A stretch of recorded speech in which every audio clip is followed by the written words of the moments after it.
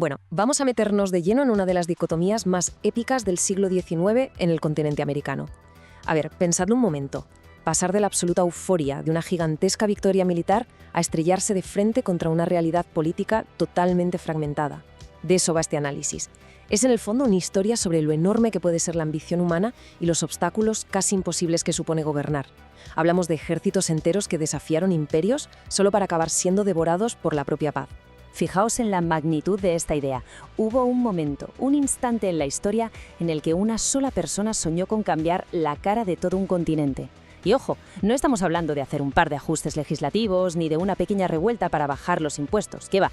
Estamos hablando del sueño casi inverosímil de crear una nación inmensa, unida, libre y superpoderosa, construida literalmente sobre las cenizas de imperios que llevaban siglos mandando. Imaginad plantear algo así en una época donde las fronteras parecían grabadas en piedra, una auténtica locura. Así que, para entender esto, vayamos al acto primero, el dominio colonial y el visionario. Pongámonos un poco en contexto. Tenemos que visualizar cómo era América a principios del siglo XIX. El peso de las monarquías era sencillamente aplastante. Había un control colonial firme, estricto, respaldado por una tradición de siglos. La riqueza y el poder estaban distribuidos de una manera brutalmente desigual, todo diseñado a medida para favorecer a las metrópolis europeas. Así que, para la mayoría de la gente que vivía bajo ese sistema, pensar en la independencia no es que pareciera difícil, es que parecía una misión suicida. Hablamos de una maquinaria imperial enorme, diseñada precisamente para aplastar cualquier chispa de rebelión antes de que siquiera se encendiera. Y justo por eso, la figura histórica de la que hablamos rompía todos los esquemas, porque su objetivo no era montar una insurrección rápida o simplemente echar a los extranjeros como querían otros líderes de la época. No, la meta era una reestructuración geopolítica total y absoluta. Era alguien que miraba mucho más allá de la siguiente batalla. Quería rediseñar el destino de todo el continente. No se conformaba con romper las cadenas. Quería forjar un estado continental que pudiera sentarse a la mesa de las grandes potencias europeas y mirarles de tú a tú. Y claro, pasar de la idea a la acción nos lleva directamente a las brutales campañas de liberación. Si nos fijamos en la cronología, estas campañas fueron casi sobrehumanas. O sea, en la primera fase vemos proezas como cruzar los Andes. Imaginaos escalar picos helados por rutas que, militarmente, se consideraban imposibles. Después, marchas eternas por selvas y llanuras con soldados que estaban al límite, sin comida, exhaustos. En la tercera fase tuvieron que enfrentarse cara a cara contra ejércitos realistas que les superaban en número y en equipamiento.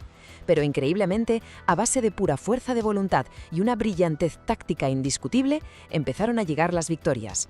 Lograron liberar territorios enormes y poner contra las cuerdas a los mismos imperios que hasta entonces dominaban el mundo.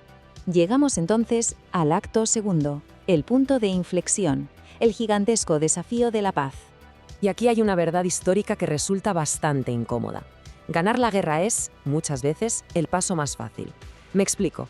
Liberar un territorio requiere fuego, espadas, sacrificios enormes, sí, pero tienes un enemigo común muy claro. Ahora, ¿gobernarlo? Gobernar exige diplomacia, concesiones, burocracia, crear instituciones de la nada. Ganar en el campo de batalla fue un logro sin precedentes, desde luego, pero el verdadero muro, el obstáculo casi insuperable, no era la guerra, era mantener esa paz recién estrenada. La visión que tenía este líder para la paz era ambiciosísima. La idea era evitar a toda costa que el continente se rompiera en un montón de repúblicas pequeñitas y débiles. Lo que quería era unir estas nuevas naciones en un solo bloque robusto, como el inmenso proyecto de la Gran Colombia, para garantizar una estabilidad a largo plazo. En resumen, crear un verdadero coloso sudamericano, una superpotencia capaz de competir globalmente sin el miedo constante a ser reconquistada o aplastada económicamente por los de fuera. Pero, desgraciadamente, llegamos al acto tercero, la fragmentación. Vamos a ver las causas profundas de esta división política. Esta lección histórica es vital. Resulta que lo que la guerra unió a la fuerza, la paz lo hizo saltar por los aires por tres motivos principales. Primero, los intereses políticos. Empezaron a surgir facciones feroces que querían autonomía local, chocando frontalmente contra la idea de un gobierno central fuerte. Segundo, las diferencias culturales. Sumada a esto unas distancias geográficas brutales y sin un enemigo europeo al que odiar, las identidades regionales empezaron a chocar. Y tercero, quizá el más destructivo de todos, las ambiciones personales. Es el boom del caudillismo. Los generales que ganaron las batallas empezaron a verse como los dueños de sus propios territorios y se negaron en rotundo a rendirle cuentas a un poder central. Y todo este cóctel nos lleva inevitablemente al colapso del sueño. Fue un efecto dominó de manual. Todo empezó con pequeños conflictos internos sobre cómo escribir las nuevas leyes. Pero eso escaló rapidísimo. De repente tenías provincias enteras exigiendo separarse del bloque principal. Los desacuerdos se volvieron tan tensos, tan violentos en algunos casos, que la gobernanza quedó completamente bloqueada. El gobierno central, que ya era frágil de por sí, se desmoronó. Y claro, toda esta frustración recayó directamente sobre la figura que había liderado la independencia, que pasó de ídolo a blanco de todas las críticas. Es una ironía tremenda y bastante triste. Pensadlo, el líder implacable que cruzó montañas, que venció a ejércitos imperiales enteros, terminó siendo acorralado y repudiado por la misma gente a la que había dedicado su vida a liberar. Porque resulta que cambiar el rumbo de la historia con un ejército es una proeza gigantesca, sí, pero intentar doblegar la naturaleza humana y mantener unido un proyecto político tan masivo, eso es otra historia. Ese reto terminó devorando a su propio creador. Lo que nos trae, finalmente, al acto cuarto, el legado y la fractura. Al hacer balance vemos que el legado tiene claramente dos caras. En el lado más amargo, el sueño falló. El gran proyecto de una unidad continental inmensa saltó en 1000 pedazos, dividiéndose para siempre en múltiples repúblicas independientes. Pero ojo, en el lado positivo, la realidad que sí se alcanzó fue monumental: la independencia. Ese regalo, ese cambio radical en el destino de millones de personas sobrevivió al caos. Así que el impacto de la libertad militar logró perdurar, aunque el gran sueño político se fuera a pique. Y para cerrar este análisis, quedaos con esta pregunta dándole vueltas en la cabeza.